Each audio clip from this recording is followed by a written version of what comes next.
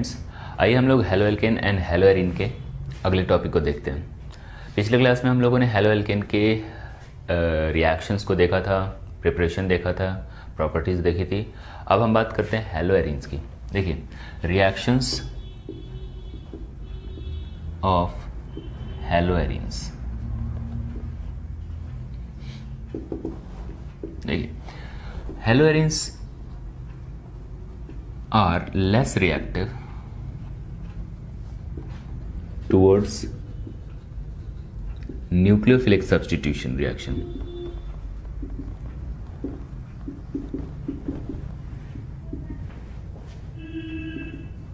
देखिए, इसके रीजन क्या है?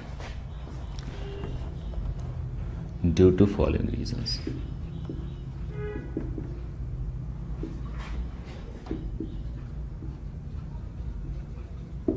फर्स्ट इज, इसका फर्स्ट रीजन क्या है? देखिए, रेजोनेंस इफेक्ट, ये फर्स्ट रीजन है।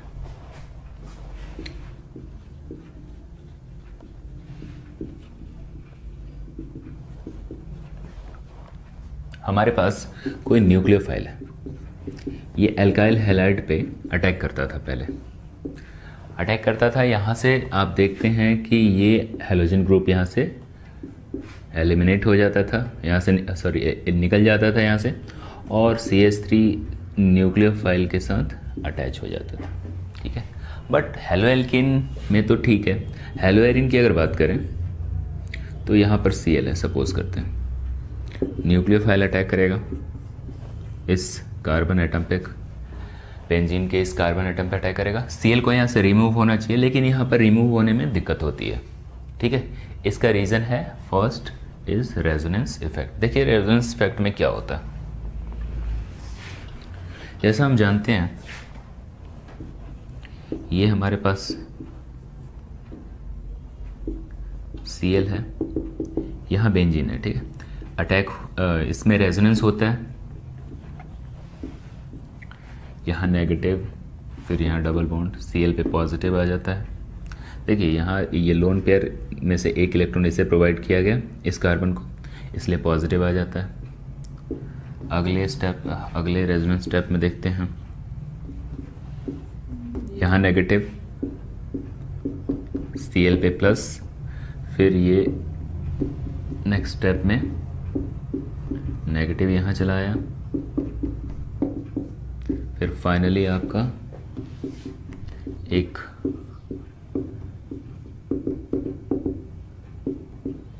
देख रहे हैं यहाँ पर बॉन्ड शिफ्ट हो गया। ये वाला बॉन्ड अब यहाँ आगे है, ये यहाँ है और ये यहाँ है। ठीक है, अब देखते हैं कि क्लोरीन और इस कार्बन के बीच ये डबल बॉन्ड कैरेक्टर क्रिएट होता है।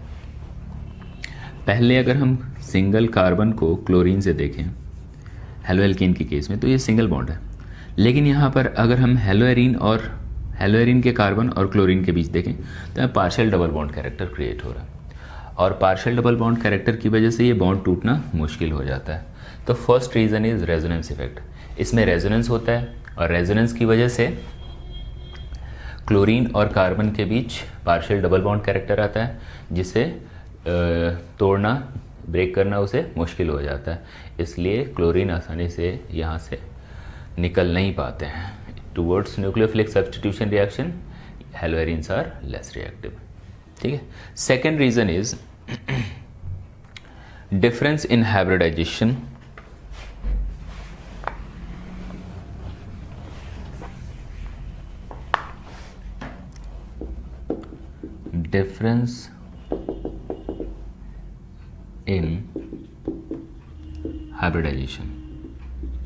देखिए, हाइब्रिडाइजेशन में डिफरेंस क्या है? सपोज हमारे पास हेलो एल्केन है, यहाँ पर ये कार्बन sp3 हाइब्रिडाइज्ड है और ये क्लोरीन है। क्लोरीन और इस कार्बन के बीच सिंगल बॉन्ड है, और ये 177 पिकोमीटर के इक्वल होता है। ठीक है, but in case of hello arenes आप इसमें पार्शियल डबल बॉन्ड कैरेक्टर आता है बिकॉज ऑफ रेजोनेंस, और देखेंगे कि ये बॉन्ड छोटा हो जाता है 169 पिकोमीटर, बिकॉज ये sp2 हाइब्रिडाइज्ड है कार्बन।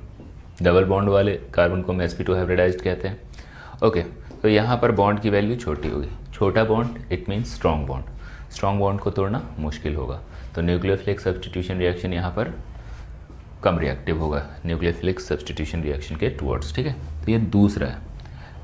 ठीक है, नेक्स्ट इज, ये रीजंस हैं जिसके कारण हेलोएरिन्स कम रिएक्टिव। तीसरा है अनस्टेबिलिटी ऑफ फिनाइल कैटायन। देखिए हमारे पास सिंपल ये हेलोएल्केन है,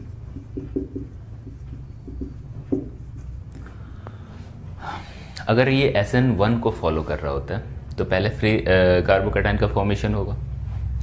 पोलर प्रोटिक सॉल्वेंट लेते हैं यहाँ पर, यहाँ से क्लोरीन निकल जाता है। यहाँ देख रहे हैं पॉजिटिव चार्ज क्रिएट हुआ। ओके, पॉजिटिव चार्ज यहाँ पर स्टेबल होता है हेलोएल्केन के केस में, और ये SN1 को आसानी से फॉलो करता है। बट इन केस ऑफ हेलोएरिन्स, अगर ये हेलोएरिन्स है और ये SN1 को फॉलो करता है, तो आप देख रहे हैं इस बेंजीन रिंग पे पॉजिटिव चार्ज क्रिएट हुआ। इस पॉजिटिव चार्ज की वजह से ये अनस्टेबल होता है और ये SN1 को फॉलो नहीं करता, क्योंकि अनस्टेबल चीज़ कभी फॉर्म नहीं हो सकती है, अनस्टेबल चीज़ रिएक्टिव नहीं होती है। तो in case of aryl halide phenyl cation जो बनेंगे SN1 के थ्रू वो अनस्टेबल होंगे, इसका मतलब ये कम रिएक्टिव होता है। ये तीसरा रीज़न है।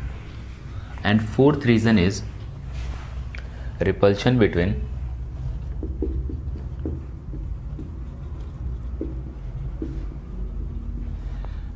Benzene ring and haloalkanes nucleophile. देखिए न्यूक्लियोफाइल भी आपका नेगेटिव होता है और ये बेंजीन रिंग भी नेगेटिव होता है। यहाँ पर इलेक्ट्रॉन डेंसिटी बहुत ज़्यादा होती है। न्यूक्लियोफाइल नेगेटिव है, बेंजीन रिंग पे अटैक करेगा, यहाँ पर रिपल्शन होगा। नेगेटिव नेगेटिव में रिपल्शन होता है, तो ये रिपल्शन भी आपको देखना होगा, ये भी मैटर करता है। ठीक है ना, और इसके चलते भी ये हेलोएरिन्स कम रिएक्टिव होते हैं टुवर्ड्स न्यूक्लियोफिलिक सब्स्टिट्यूशन रिएक्शन। ठीक है, तो ये सारी बातें हैं जिससे कि हेलोएरिन्स की रिएक्टिविटी कम हो जाती है। 4 रीजंस हैं इसके। नेक्स्ट रिएक्शन को देखते हैं। नेक्स्ट रिएक्शन क्या है?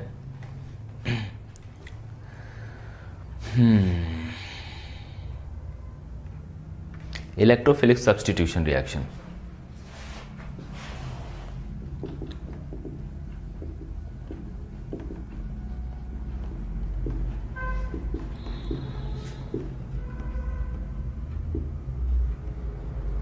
देखिए न्यूक्लियोफाइल के टुवर्ड्स तो कम रिएक्टिव होते हैं, लेकिन इलेक्ट्रोफाइल के टुवर्ड्स ज़्यादा रिएक्टिव होते हैं। क्या रीज़न है इसका? अभी आपने रेजोनेंस देखा, मैंने रेजोनेटिंग स्ट्रक्चर बनाए थे इस हेलोएरिन के। यहाँ पर नेगेटिव चार्ज ऑर्थो पे और पैरा पे, ये ऑर्थो होता है, ये पैरा होता है, ये मेटा होता है। तो ऑर्थो और पैरा पे नेगेटिव चार्ज आते थे।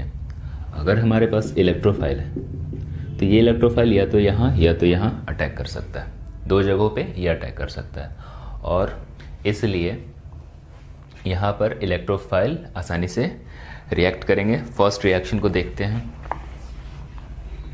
First reaction is a, halogenation. देखिए हैलोजिनेशन रिएक्शन में देखिए हमारे पास ये है हेलोएल्केन, और हमने Cl2 से या Br2 से रिएक्शन करा दिया। लेट कर लेते हैं Cl2 से रिएक्शन कराते हैं। एनहाइड्रस AlCl3, एनहाइड्रस AlCl3 से Cl2 का रिएक्शन होगा। यहाँ पर AlCl4 माइनस और Cl+, ये इलेक्ट्रोफाइल यहाँ पर बनेगा। ये इलेक्ट्रोफाइल अटैक करता है यहाँ पे या फिर यहाँ पर, ऑर्थो या फिर पैरा पोजिशन पे, और 2 प्रोडक्ट हमारे पास बन के आते हैं।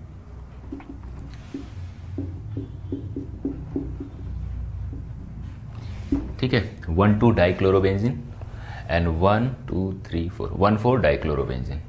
ये हमारा पैरा प्रोडक्ट है, ये हमारा ऑर्थो प्रोडक्ट है। बट पैरा प्रोडक्ट जो भी होता है वो स्टेबल होता है, बिकॉज ये लैटिस में आसानी से फिट हो जाता है, ठीक है ना। इसके लैटिस में ये आसानी से फिट हो जाता है और स्टेबल होता है। तो ये फर्स्ट रिएक्शन है आपका halogenation. Next reaction is nitration. Nitration को देखते हैं, बी। नाइट्रेशन में आपको लेना होता है, कोई हेलोल्केन है, हेलोरीन है, ये हमने HNO3 कॉन्सेंट्रेटेड और कॉन्सेंट्रेटेड H2SO4 को रिएक्ट किया, यहाँ से NO2 प्लस बनता है। NO2 या तो ऑर्थो पे जुड़ेगा या तो पैरा पे जुड़ेगा, ये दो पोजीशन पे जुड़ जाता है। ये है ऑर्थो नाइट्रो क्लोरोबेंजीन और ये है पैरा नाइट्रो क्लोरोबेंजीन, ठीक है। ये दो हैलोजिनेशन के नाइट्रेशन के प्रोडक्ट होंगे। Third is Friedel craft reaction.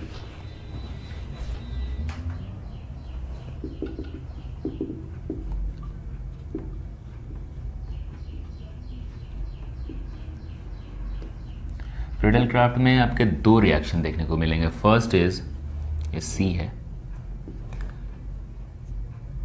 इसमें पहला है फ्रीडल क्राफ्ट एल्काइलेशन। एल्काइलेशन में आप देखते हैं, जैसे मान लीजिए हमारे पास हेलोल्केन है, हेलोरीन है, हमने इससे का रिएक्शन एल्काइल हैलाइड से करा है। CH3Cl को एनहाइड्रस AlCl3 से इसका रिएक्शन कराते हैं।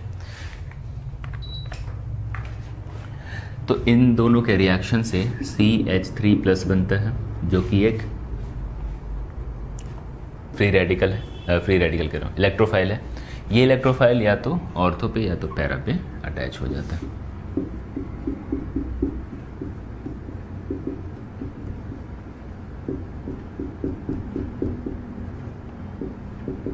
ठीक है, अब बात करते हैं असाइलेशन की। असाइलेशन में क्या होता है, जैसे हमारे पास ये हेलोएरिन है, हमने असाइल क्लोराइड से रिएक्शन करा है, CH3COCl, और यहाँ पर लेते हैं एनहाइड्रस AlCl3। जब ये दोनों आपस में रिएक्ट करते हैं तो CH3CO प्लस बनता है और ये ऑर्थो और पैरा पे जुड़ जाता है। CO CH3 ऑर्थो पे जुड़ गया, पैरा पे जुड़ गया, ठीक है। तो ये हमारे प्रोडक्ट होते हैं एल्काइलेशन और एसाइलेशन के। This is known as electrophilic substitution reaction. इसके 4-5 पार्ट्स हैं। Next reaction is reaction with metals. Reaction with metals है नेक्स्ट रिएक्शन।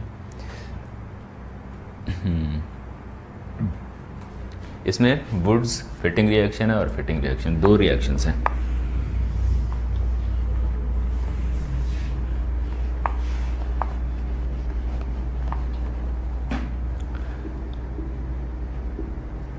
थर्ड हेलोएरिन का third reaction, reaction with metals. ठीक है, रिएक्शन विद मेटल्स में पहला है Wurtz Fittig reaction, Fittig reaction. इसमें आपको एक एल्काइल हैलाइड लेना है और एक अराइल हैलाइड लेना है। इसका रिएक्शन करा देना सोडियम से, एक्टिव मेटल से। ठीक है, जब हम किसी एल्काइल हैलाइड को अराइल हैलाइड से रिएक्शन कराते हैं in presence of active metal, तो होता क्या है कि इनके Cl आपस में सोडियम से रिएक्शन कर जाते हैं और ये एल्काइल हैलाइड का एल्काइल पार्ट एराइल हैलाइड के फिनाइल पार्ट से रिएक्ट कर जाता है और NaCl यहाँ से निकल जाते हैं। यहाँ पे 2 मॉलिक्यूल लेना होगा। ठीक है, तो वुड्स फिटिंग रिएक्शन में आपको यही समझना होगा, ये वुड्स रिएक्शन का ही एक अलग रिएक्शन बना दिया इन लोगों ने। ठीक है ना। अब हम बात करेंगे सिर्फ और सिर्फ फिटिंग रिएक्शन की। सेकंड है इसका फिटिंग रिएक्शन। यहाँ पर आपको दोनों के दोनों एराइल हैलाइड ही लेने होंगे, ठीक है। 2 मॉलिक्यूल्स ले लिए एराइल हैलाइड के, और जब इनको रिएक्ट कराएंगे तो 2 एराइल हैलाइड आपस में फिनाइल पार्ट उनके जुड़ जाएंगे। जैसे ये है, इन दोनों में रिएक्शन हुआ, यहाँ ये दोनों Cl निकल गया और इनका एराइल पार्ट मतलब फिनाइल पार्ट जुड़ जाता है, ठीक है, और NaCl बाहर निकल जाता है। तो ये रिएक्शन होते हैं आपके एराइल हैलाइड के। Hello everyone, welcome to Study Times. आइए हम लोग आज haloalkane and haloarene के एक्सरसाइज के क्वेश्चन करते हैं। देखिए क्वेश्चन नंबर 7 में क्या कह रहा है, right the equation for the preparation of 1 iodobutane from 1 butanol. यहाँ पर 7th क्वेश्चन में 3 क्वेश्चन गिवन है। फर्स्ट क्वेश्चन में ये कह रहा है कि 1 ब्यूटेनॉल से 1 आयोडोब्यूटेन कैसे बना है, ये है कन्वर्जन्स, ठीक है। क्वेश्चन नंबर 7 के फर्स्ट क्वेश्चन को 1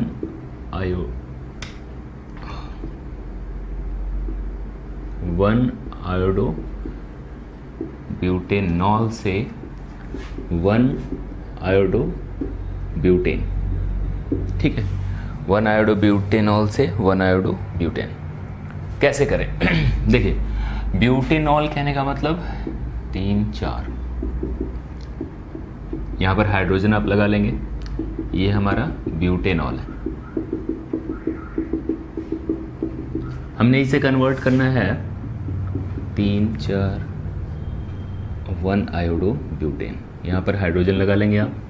तो ये कन्वर्जन करने के लिए हमें इस OH को यहाँ से रिप्लेस करना होगा। और हमने प्रिपरेशन मेथड में एक रिएक्शन देखा था कि अगर P+I2 से अगर हीट के साथ रिएक्शन कराते हैं किसी भी अल्कोहल का, तो इस प्लेस से OH रिप्लेस होकर वहाँ पर I सब्सटीट्यूट हो जाता है, यहाँ पर ये प्रिपेयर हो जाएगा। तो ये फर्स्ट रिएक्शन है। हमें इन क्वेश्चंस में रिएजेंट याद रखने हैं, रिएक्शन के टाइप्स याद रखने हैं और रिएजेंट याद रखने हैं। फर्स्ट क्वेश्चन आपका ये है। सेकंड क्वेश्चन में कह रहा है 1 क्लोरोब्यूटेन से 1 आयोडोब्यूटेन बनाना है। 1 क्लोरोब्यूटेन, यहां पर Cl है, ठीक है, इसे हटाकर हमें ये बनाना है, ठीक है। तो इसके लिए हमारे पास एक रिएक्शन है फिंकलस्टीन रिएक्शन, ठीक है। अगर हमने इसको NaI से रिएक्शन कराया, सोडियम आयोडाइड से रिएक्शन कराया और ड्राई एसीटोन ले लिया, तो इस रिएक्शन में I क्या करता है, इस क्लोरो को या ब्रोमो को, कोई भी हमारे पास हैलोजन होंगे वहां पर उसे वहां से उसे रिप्लेस कर देता है और खुद I अटैच हो जाता है वहां पर। तो हमारा ये प्रोडक्ट बन सकता है। सेकंड क्वेश्चन ये है। थर्ड इज ब्यूट-1-ईन से हमें ये बनाना है, ये सेकंड क्वेश्चन है। थर्ड क्वेश्चन है ब्यूट-1-ईन,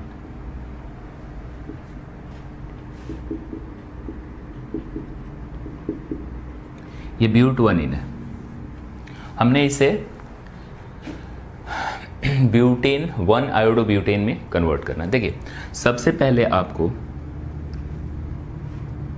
इसका रिएक्शन HBr से कराना होगा in presence of peroxide. Peroxide के प्रेजेंस में एंटी मार्कोनिकॉफ रिएक्शन होता है। आप जानते हैं यहाँ पर दो हाइड्रोजन है, यहाँ पर एक हाइड्रोजन है। Br उस पोजीशन पे अटैच होगा जहाँ पर ज़्यादा नंबर ऑफ हाइड्रोजन है, तो CH2 की जगह पे यहाँ पर Br अटैच हो जाएगा और इसका एक H यहाँ चला जाएगा। तो ये reaction CH3 CH2 CH2 CH2 Br। लेकिन अब हमें क्या करना है, इसे आयोडोब्यूटेन में कन्वर्ट करना। तो फिर से हमने फिंकलस्टीन रिएक्शन करा दिया, NaI से रिएक्शन करा दिया ड्राई एसीटोन के प्रेजेंस में, तो यहाँ से Br की जगह पे I आ जाता है। तो ये है 7th क्वेश्चन। नेक्स्ट क्वेश्चन की ओर चलते हैं। देखते हैं क्वेश्चन नंबर 9 को।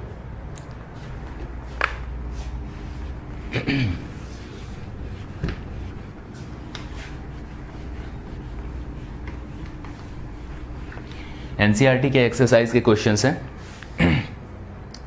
10.9। इसमें कह रहा है which compound in each of the following pair will react faster in SN2 reaction with OH। देखिए हमारे पास दो पेयर दिए हुए हैं, एक पेयर दिया हुआ है। फर्स्ट क्वेश्चन है CH3Br and CH3I। SN2 faster किस में होगा? Question number 9 NCERT exercise. देखिए SN2 किस में फास्टर होगा? हमारे पास CH3Br है और एक CH3I है। तो SN2 में न्यूक्लियोफाइल जब अटैक करता है कार्बन पे तो यहाँ से हेलोजन लीव कर जाते हैं, और यहाँ पर I और Br में आप देखेंगे I बड़े साइज का है और ये बेटर लिविंग ग्रुप कहलाता है। जिसका साइज बड़ा होता है वो आसानी से यहाँ से लीव कर जाता है। Then I is the better leaving group, इसलिए ये हमारा आंसर होगा। इस आयोडीन का यहाँ से iodine is the better leaving group, so second one is the answer. इसमें SN2 रिएक्शन फास्टर होगा। ठीक है, नेक्स्ट क्वेश्चन इज हमारे पास क्लोरोमीथेन दिया हुआ है और एक और दिया हुआ, देखते हैं दूसरा क्वेश्चन। देखिए CCH3 का whole thrice Cl and CH3Cl। SN2 इसमें फास्ट होगा या इसमें होगा, देखते हैं। यहाँ देखिए CH3 CH3 CH3 Cl।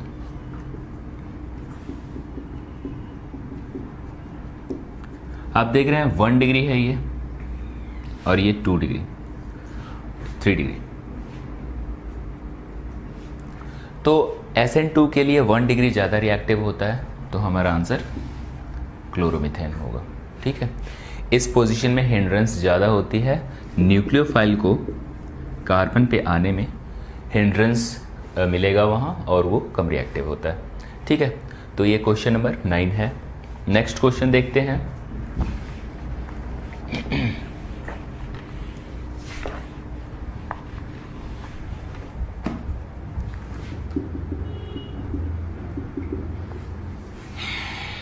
Question number 10 को देखते हैं। यहाँ पर आपसे डीहाइड्रोहैलोजिनेशन रिएक्शन पूछा गया है। ठीक है ना, हमारे पास फर्स्ट क्वेश्चन है 1 ब्रोमो 1 मिथाइल साइक्लोहेक्सेन का डीहाइड्रोहैलोजिनेशन करके प्रोडक्ट पता करनी है। ठीक है, 1 ब्रोमो 1 मिथाइल साइक्लोहेक्सेन।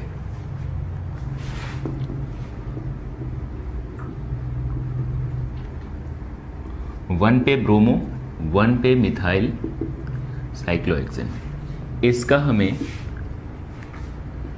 डीहाइड्रोहैलोजिनेशन रिएक्शन करना है। देखिए डीहाइड्रोहैलोजिनेशन रिएक्शन में यहाँ पर इसने जो रिएजेंट बोला सोडियम इथॉक्साइड लेना है। ठीक है, सोडियम इथॉक्साइड,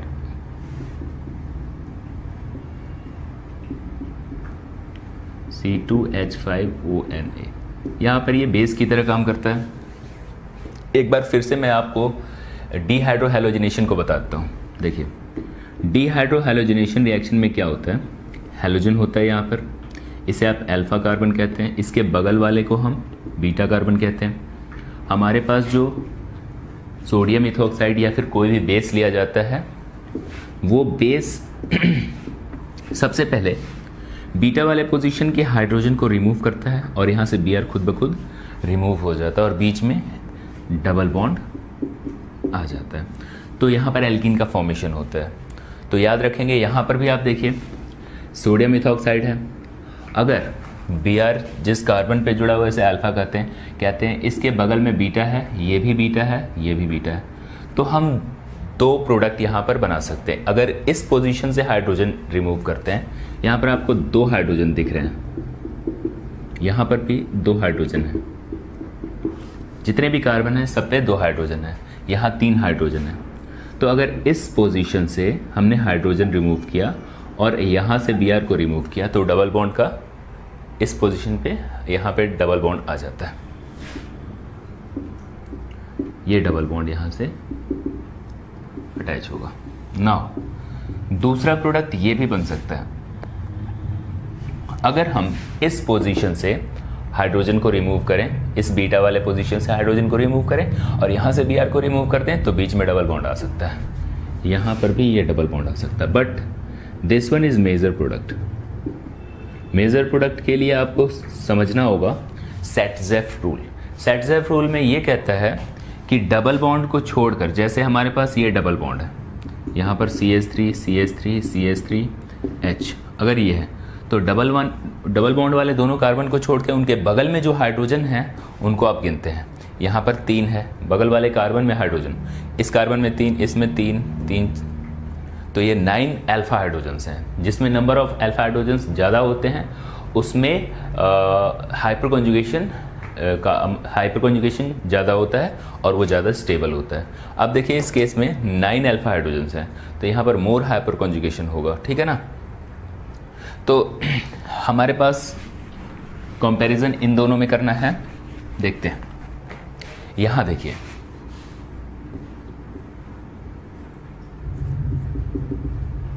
डबल बॉन्ड वाले कार्बन को छोड़ देते हैं, इसके बगल में हम देखते हैं यहाँ पर 2 हाइड्रोजन है, यहाँ पर 2 हाइड्रोजन है और यहाँ पर 3 है, तो 2 2 4 और 3 7 अल्फा हाइड्रोजन है। इसके बाद वाले कार्बन में हम नहीं गिनेंगे, जस्ट डबल बॉन्ड के साथ अटैच जो कार्बन है उनमें हम हाइड्रोजन को गिनते हैं। तो यहाँ पर 7 अल्फा हाइड्रोजन हैं। इस केस को देखते हैं, यहाँ पर देखिए डबल बॉन्ड वाले दोनों कार्बन को छोड़ दिया, हमने यहाँ पर देखा बगल वाले कार्बन के हाइड्रोजन को, तो यहाँ पर 4 अल्फा हाइड्रोजन्स हैं, तो यहाँ पर कम हाइपर कॉन्जुगेशन होगा, ये कम स्टेबल होगा, ये ज़्यादा स्टेबल होगा। This one is major product, this one is minor product, ठीक है। तो ये फर्स्ट क्वेश्चन है, 10th question.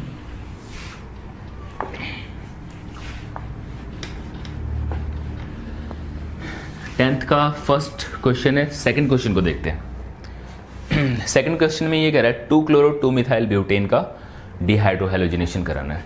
2 chloro 2 methyl butane, देखिए ब्यूटेन है पहले तो, 2 पे क्लोरो और 2 पे ही मिथाइल है। हमने यहाँ पर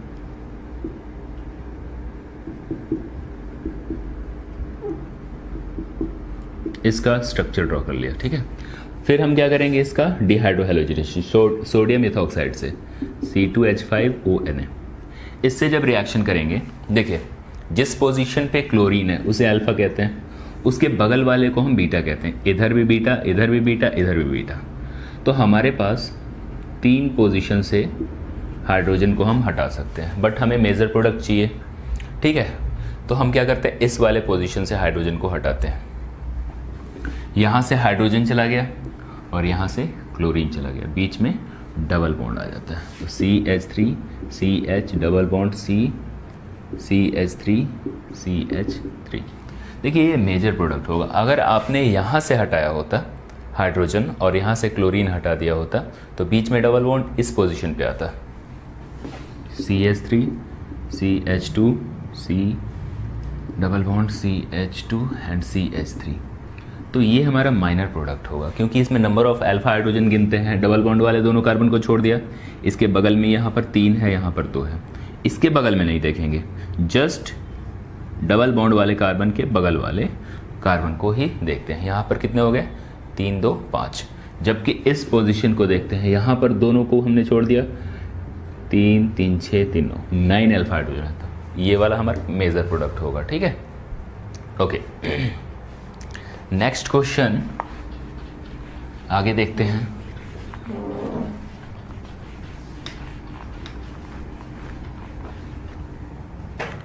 क्वेश्चन नंबर 11। यहाँ पर बहुत सारे क्वेश्चंस हैं, कन्वर्जन्स हैं, ठीक है। पहले हम एक क्वेश्चन देखते हैं, सारे नहीं करेंगे, जो इम्पोर्टेंट है उसे करेंगे। 5th क्वेश्चन देखते हैं, 11 के 5th क्वेश्चन को, प्रोपीन से प्रोपाइन। यहाँ पर देखिए प्रोपीन से हमें प्रोपाइन बनाना है। क्वेश्चन नंबर 11 का 5th question part, propene propyne में कन्वर्जन करनी है। प्रोपीन का मतलब ये डबल बॉन्ड, हमें प्रोपाइन बनाना है इसे।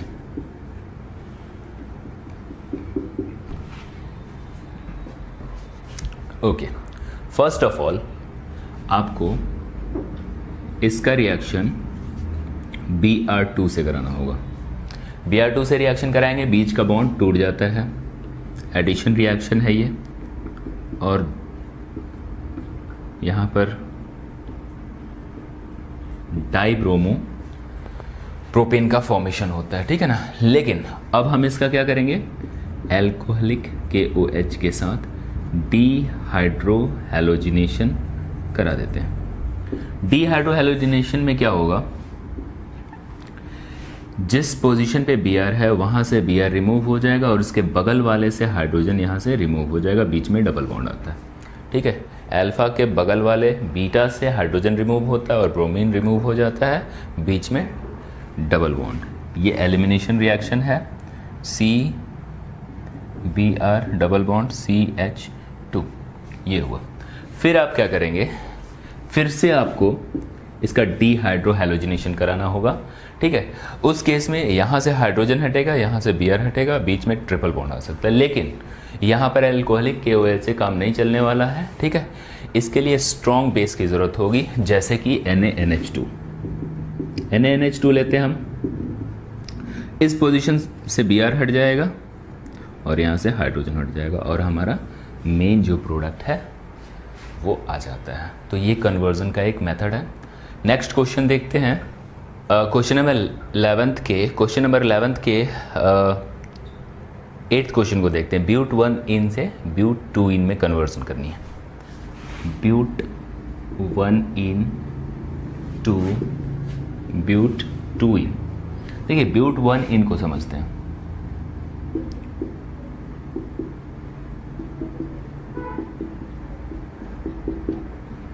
ये हमारे पास ब्यूट 1 इन है, हमने क्या करना है, इसको ब्यूट 2 इन में कन्वर्ट करना है।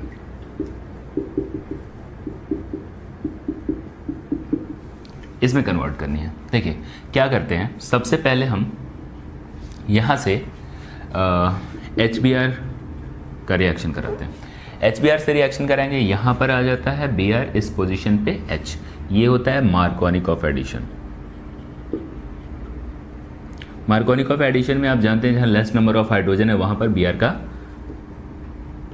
जुड़ जाता है, CH Br, यहाँ पर CH3। नाउ फिर से हम इसका एल्कोहलिक KOH से रिएक्शन करा देते हैं, डीहाइड्रोहैलोजिनेशन, यहाँ से Br, यहाँ से H और बीच में डबल बॉन्ड, और ये हमारा प्रोडक्ट बन जाता है, ठीक है। नेक्स्ट क्वेश्चन देखते हैं।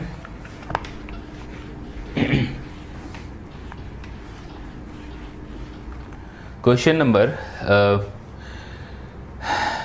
10th, benzene to phenyl biphenyl. Benzene है हमारे पास, इस बेंजीन से हमें कन्वर्ट करना है बाइफिनाइल।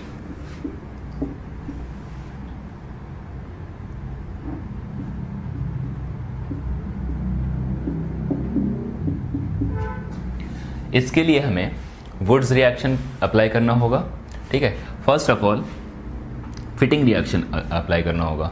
फर्स्ट ऑफ ऑल आप यहाँ पर इसका रिएक्शन, इसका क्लोरीनेशन करा देते हैं, Cl2 और एनहाइड्रस AlCl3। आप देखेंगे यहाँ पर ये Cl अटैच हो जाता है। फिर फिटिंग रिएक्शन है, फिटिंग रिएक्शन में सोडियम से या फिर किसी एक्टिव मेटल से ड्राई ईथर के प्रेजेंस में हम रिएक्शन कराते हैं, तो ऐसे ऐसे दो हिस्से आपस में जुड़ जाते हैं। ये Cl है, यहाँ से भी, यहाँ Na से रिएक्शन जब होगा तो 2 मोल सोडियम के जब आपस में रिएक्ट करेंगे, ये दोनों आपस में जुड़ के बाइफिनाइल का फॉर्मेशन कर देते हैं, ठीक है। तो ये है question number 11th। Question number 12th को देखते हैं।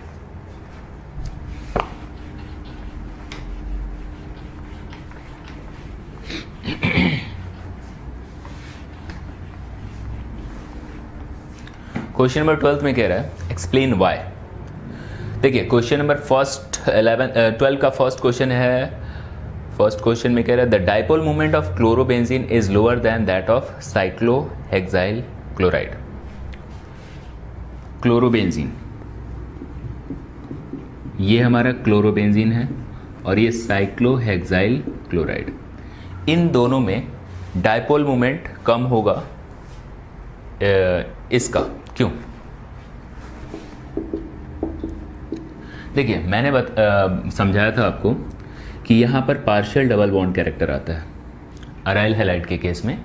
आप देखेंगे कि ये कार्बन sp2 हाइब्रिडाइज्ड है और इसका लेंथ 169 पिकोमीटर होता है। sp2 हाइब्रिडाइज्ड कार्बन और क्लोरीन के बीच का लेंथ यहाँ पर 177 पिकोमीटर होता है, क्योंकि ये sp3 हाइब्रिडाइज्ड कार्बन है। इस कार्बन में यहाँ पर क्लोरीन और कार्बन के बीच का लेंथ 177 पिकोमीटर है। और डाइपोल मोमेंट क्या होता है? डाइपोल मोमेंट होता है चार्ज इनटू लेंथ। तो यहाँ पर आप देख रहे हैं कि चार्ज की वैल्यू तो सेम होगी बट लेंथ इस केस में ज़्यादा है, तो इस साइक्लोहेक्साइल क्लोराइड का डाइपोल मोमेंट ज़्यादा होगा। ठीक है,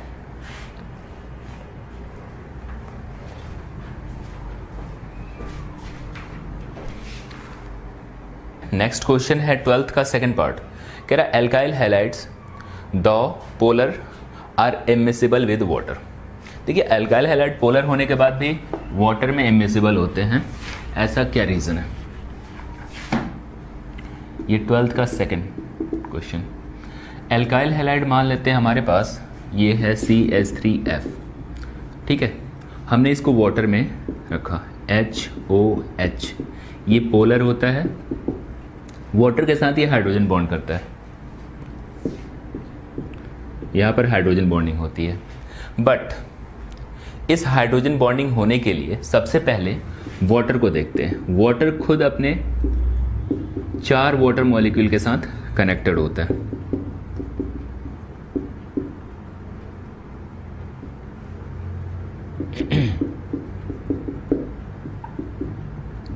यहाँ पर वाटर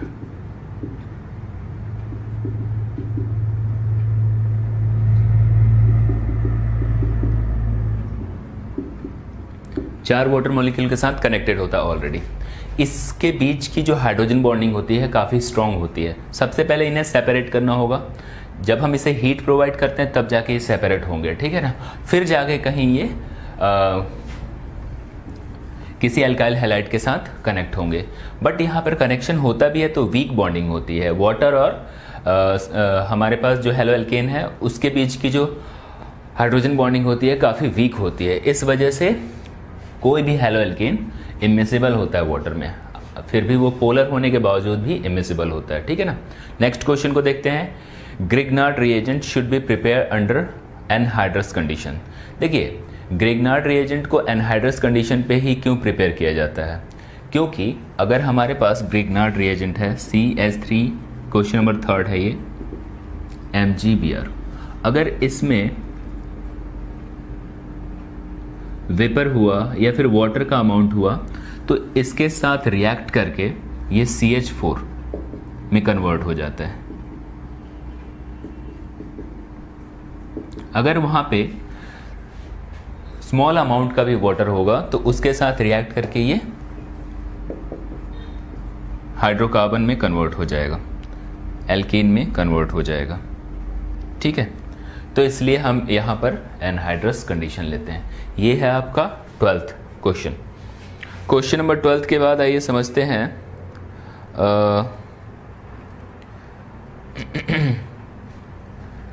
क्वेश्चन नंबर 16 को। क्वेश्चन नंबर 16 में क्या कह रहा है?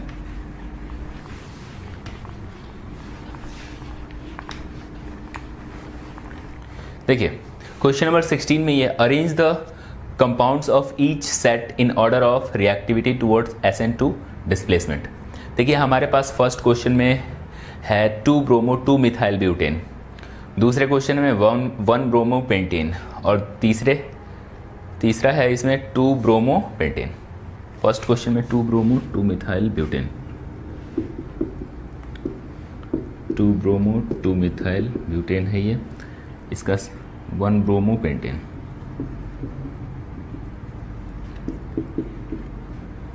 एंड थर्ड है 2 ब्रोमोपेंटेन।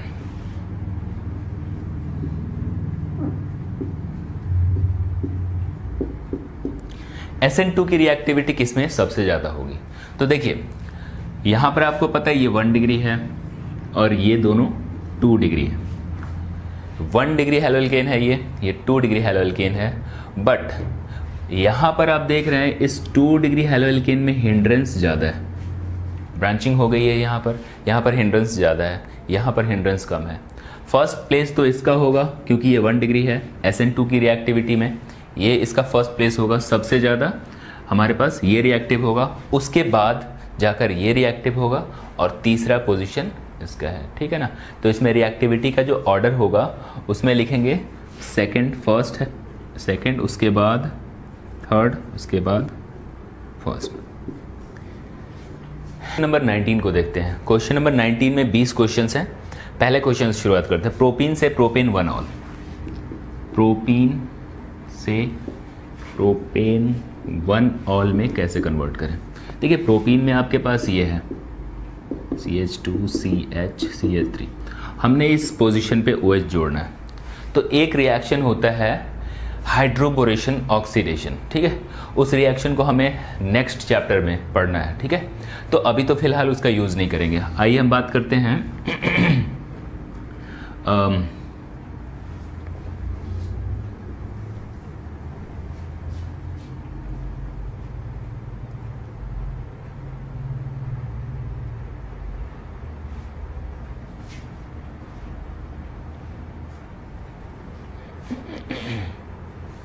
आइए बात करते हैं हम उसकी इसलिए हम इससे पहले रिएक्ट कराएंगे HBr से इन प्रेजेंस ऑफ पेरोक्साइड। देखिए पेरोक्साइड के प्रेजेंस में जब रिएक्शन कराएंगे, जहाँ ज़्यादा नंबर ऑफ हाइड्रोजन है वहाँ पर Br का एडिशन होगा, CH3CH2CH2Br, यहाँ पर Br ऐड हो जाता है, ठीक है। फिर उससे हम एक्वस NaOH या फिर KOH के साथ रिएक्ट करा देते हैं। इस रिएक्शन के साथ यहाँ OH जुड़ जाएगा। एक्वस KOH में यहाँ पर ये OH माइनस न्यूक्लियोफाइल की तरह आएगा और इस पर अटैक करके Br को रिप्लेस कर देगा उसे, ठीक है। तो ये फर्स्ट क्वेश्चन है।